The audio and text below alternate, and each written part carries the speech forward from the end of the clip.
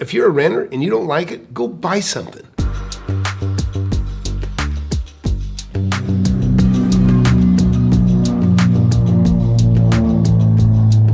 Tom here. So I saw this article online written by The Guardian about the fact that many tenants and renters, I should say, are facing sharp increases in their monthly rent. And many are crying about that it's unfair and casting blame on the landlord. Of course, as a landlord, I got to take exception to some of this stuff and put in my 2 cents. So most of this article speaks about the struggle of the tenants without touching on why their rents went up in the first place. They chose only to criticize the landlord. Before I go on, please hit that like button, hit that subscribe button on the channel. It only takes a second. The article goes on about how rents are increasing, up to 40% in some areas, and they reference this Mr. Beadle in Sarasota. The property's ownership changed, and the new landlord decided to raise rents, forcing out Mr. Beadle in the process, or so it seems. Well, the reality is, if you don't own it, you rent it. If you don't own it, then the price increase is at the owner's discretion. This is sometimes characterized as unfair, but I don't think so. In this gentleman's case, the property he lived in changed hands and it was sold. So what he doesn't know, because he is a renter, is that this guy paid a higher price for it than the previous owner. He's going to be paying higher taxes as a result. He paid full retail for the property, or he paid more for it at a minimum, so he can't give him the same deal that the guy that bought it 20 years ago for half as much, or maybe even far less, could do for him. So, and here's the other deal. If you're a renter and you don't like it, go buy something, okay? Get my book. Wake up and smell the real estate. And you won't have to be a tenant. You won't have to be a renter. You can be on this side of the bargain. Anyhow, the new owner may have doubled rents, and that is his right to do so. So many don't understand the investor that bought may have paid full retail price, has to charge full retail rents. Rents are like stocks, okay? Or leases, I should say. You can get a lease tied up for, maybe you're buying at the dip, or maybe you're buying on a high. It can go against you, it can work for you. So, like stocks, you try to buy on the dips, or in this case, get a long-term lease at a good rate. Meaning you tie it up long-term, long lease terms when you sign the lease, and this way you can have the lower rates for as long as that term of you negotiated goes. And if the values go up, your rents don't go up with them. But if you go short-term rents, guess what? Your rents are going to go right on up along with the value. Now this could also backfire on you, as the rates may drop in a recession, and then you're stuck with the higher rates. But chances are your landlord would probably adjust down to help you out anyways. I would, because I want to survive it with my tenants.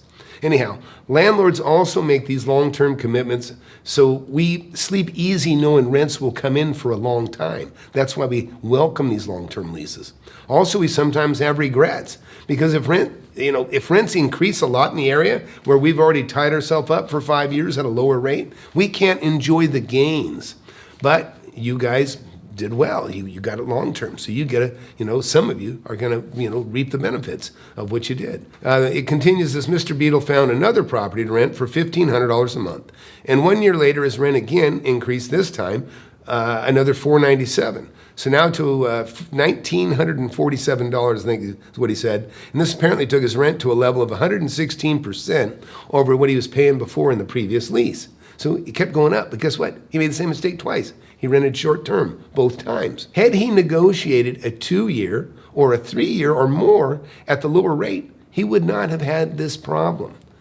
Maybe he wanted a longer term lease and the landlord said no. I don't know the facts. Likely he could have got a better deal had he just opted for a longer term lease. In this case, the landlord can keep him at the prevailing rate, and this serves the landlord. The article goes on about a woman in Austin, Texas, that had her rent go from $920 to $1,440, and she had to pay it because she had no other options. Well, what does that tell you? She had no other options. It wasn't that she got jabbed by the landlord.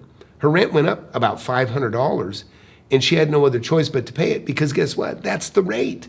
That's what the fair rate is. It's fair.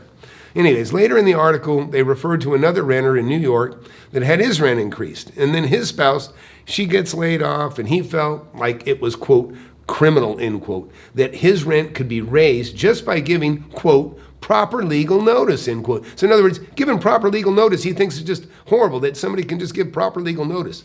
Well, what do you want? You stay within the law and you're going to complain about that? It's stupid. Buy the property. Anyways, as a result, he feels it's criminal, of which I totally disagree. While it's unfortunate, he is not alone. His landlord is also suffering in ways this guy doesn't realize, or it doesn't register with him. So to give you an example, landlords' assets were taxed at sometimes double the previous year. In other words, they can double the values of our property, tax us twice as much. I just had some taxes go up $42,000 a year on just a single building. $42,000. 1 year. All of a sudden, I'm paying $3,500 a month more in taxes.